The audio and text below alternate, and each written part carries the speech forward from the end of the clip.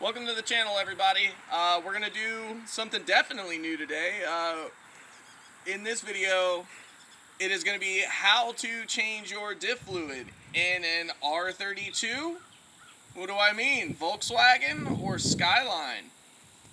Skyline! Yee-dog! Alright, so let's check this thing out. It's pretty easy. There's not a whole lot going on. It's just like servicing any other Nissan rear differential, like a 240 or a 180 or something like that. But let's do it. Let's get under here. Before we get down here, I'm going to show you what we need. You're going to need 1/2-inch drive ratchet, breaker bar, and some extensions. I used some wobbles. I have this here wobble and then this here wobble, which the double wobble allowed us to get over top of the exhaust on this, which is fantastic. Now let's go ahead and come on down here.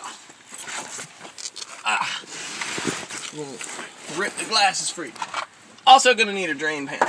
Basically, your drain plug is right here. It's going to be this 1/2-inch square that my finger's in, and then right up under here on the side is your fill plug. Now, first things you want to do every time you go to service a rear end, you want to check and make sure that your fill plug is open before you drain anything. If for whatever reason your fill plug is seized, you're not going to be able to get it out of there, and you've drained all your diff fluid out, so unless you can somehow flip the car over, you can't fill it correctly, so it becomes a really big problem. But basically, I've already done all that, so we're going to bust this the rest of the way loose. Let it get to draining. Hopefully, we can do this real nice and smooth. But, bam! Alright. So that was pretty good. That diff fluid actually looks really nice. It's still nice and light brown. I don't know if you can see it through the light like I can, but that doesn't look terrible. Definitely smells like diff fluid though. Good time. Wipe these down, clean them off. Hey, resident bum, bring me some bring me some paper towels, please. There we go. Gracias, senor. Let's see what kind of stuff we get off of this thing.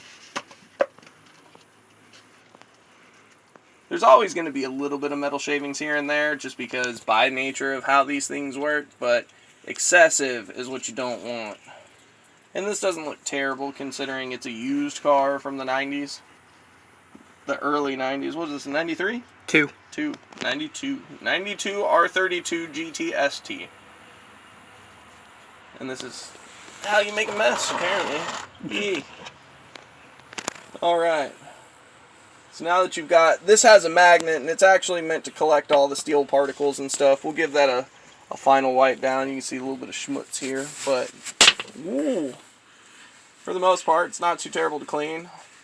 You just want to let it drain well, you know. Considering this fluid doesn't look too terrible though, we're not super stressed about how much of it comes out. We just want most of it to come out. Because that really did look good. There was no black to it. There wasn't any brown, or, I mean, it looked nice and light, and I could still kind of see through it with the light. It was pretty good. Pretty good. Which is to be expected from what I've seen online. Most Japanese people actually take great pride in their vehicles, and that's an excellent thing to experience all the way over here, where most people buy a PT Loser and just drive it on the same oil change it came with until it blows up. Oh, we're making messes. The wind is kicking up. Probably shouldn't have gone so high on everything, but that's alright. I'll be honest, that's still a pretty good drip, but it's not. We'll let that go for a second. In the meantime, we're going to go ahead and pull that fill plug out, because that's what we're going to have to go after next. We're just going to pop that thing right on in. Let's screw it out. Like I said, I've already loosened all this stuff up just to make sure that we were going to be able to make a video to get you a little further along on your car. But yeah, fill plug's next. And of course, you want to wipe it down the same as the drain plug, although Yeah, see, this one doesn't have the magnet on it like the other one does. Swoop on around. That's the difference. The fill plug, I guess they don't expect the fluid to really fling that high or in that direction or something, but still good to wipe it off. You want to make sure it's nice and clean when you put it back in so it seals. I don't see any kind of sealant on these. Most times manufacturers won't put sealant on them, so it looks like we're pretty much good to go back together as soon as this is done dripping. Actually, what do you think? It's your car. Yeah, I think we're good. Alright. So it looked clean, so. Yeah, it definitely looked clean. Like, that was really nice looking. They probably serviced it before it came over here at some point, like, briefly. Alright, let's wipe all this nastiness so that we don't get any drips randomly somewhere and it scare us into thinking we've broken something. Switch it back to on. Now, you don't want to go too tight with these. I'm sure there's an actual torque spec, but I usually just do what feels reasonable. You know, once you've worked on a car enough, you can kind of tell what feels like it's good, what doesn't. That felt pretty good. So now we're going to send this out like that. I'm going to move my glasses off my head. There. So, we have two different ways to try and put this fluid back in this diff. This first one, Will bought, is a fluid pump. It's basically just a soap dispenser handle, but we're gonna use it for gear oil. And of course we're using Red Line, whatever that is. Will bought it, not me. Let's see, how far down? Yeah, that goes pretty far down into the bottom. That's acceptable. Alrighty, now you just want to get this back up in there. Of course, I'm not looking, so it's probably going to be a little bit of a faff, but there's the hole. And there's the tube in the hole. Yep, that's in the hole. Alright, so now we just started pumping.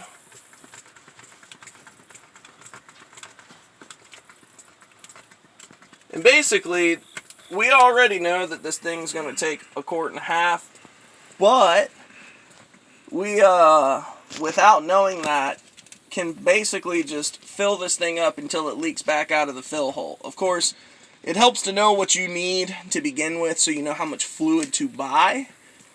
But the general rule of thumb is if the car is nice and level, you pump it in there until it starts to dribble back out fairly excessively. So once that's done, you just pop the fill plug back in and you're pretty much good to go. And hopefully we're going to get this done real fast. I'm hoping for under 12 minutes for this total repair. Granted, of course, we took time to jack the car up before we got under here, but at the same time, you know, jacking a car up's not that bad. You don't have to do it the way that we did it. We put 2 stands and then started lifting the front. If your car's, you know, not low like this one, doesn't have the side skirts and bumper that this one has, there's lots of stuff that you can do other ways to get this thing all the way up, you know, ramps or whatever. But ours was lowered, so we just decided to do it the way we did it. And while you're under here is a good time to inspect some stuff, you know. Make sure the differential hasn't been leaking. Look at the drive shaft while you're under here. Do the universal joints look okay? Are all the bolts for all the mating surfaces of the drive shaft there? What does the carrier bearing look like? Because, you know, these do actually have carrier bearings. I tell you what, this thing takes for fuck all ever. This is hilarious.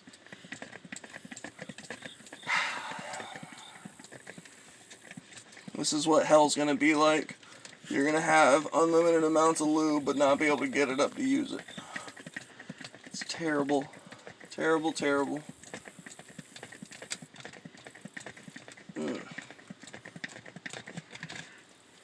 Actually feels like we're pretty far through that bottle. So that's not bad.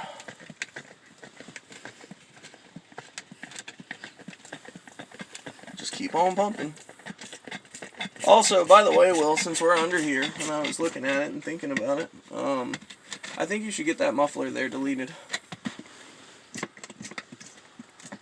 Just because it'll let this thing really make noise.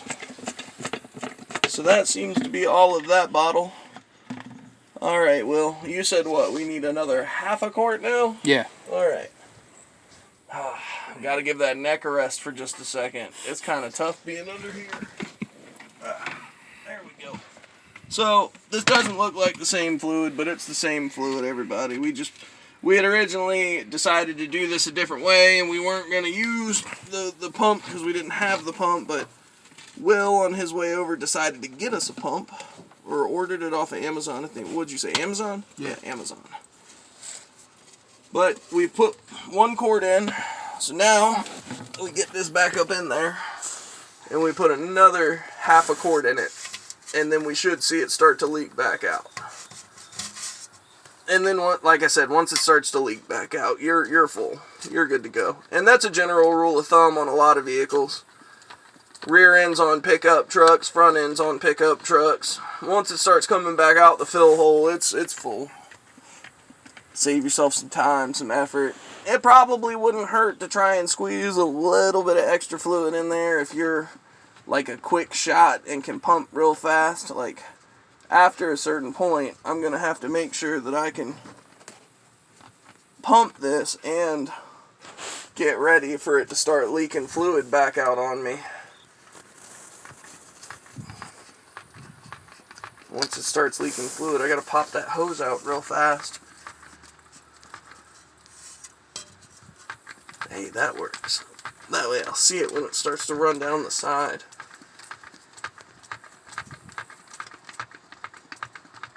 But as fast as you can pump it, just pump it. Get it in there.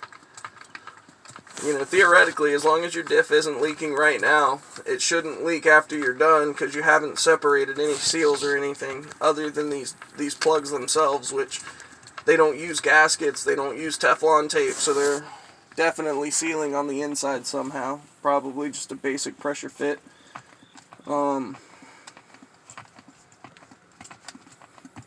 But you know, if it doesn't leak, you're not going to need the other half of this fluid. So if you pump a little extra in there right out the gate, kind of is what it is. And you can hear it, it's definitely squeaking it up. It might be a little extra full too, because the front end's still kind of off the road, but that's not going to be too big a deal.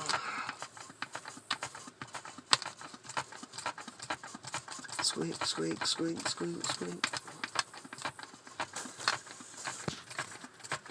You see anything yet? Just came out. Just came out? Yep.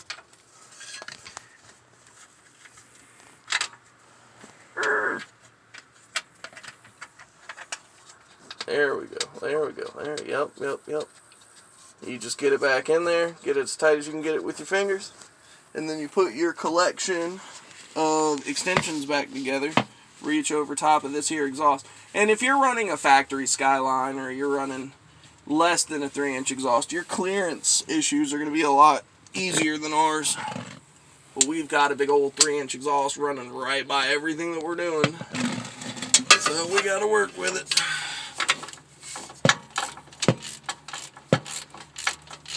And you just want to tighten it up. And again, just like the drain plug, you want it tight so that it doesn't come back out, but you don't want it so tight that you start stripping stuff or flexing the material. This is all aluminum with steel plugs and stuff. You know, you can damage the aluminum threads. So just go until what feels good, and then you're straight. And that's how you do the rear end fluid on a Skyline.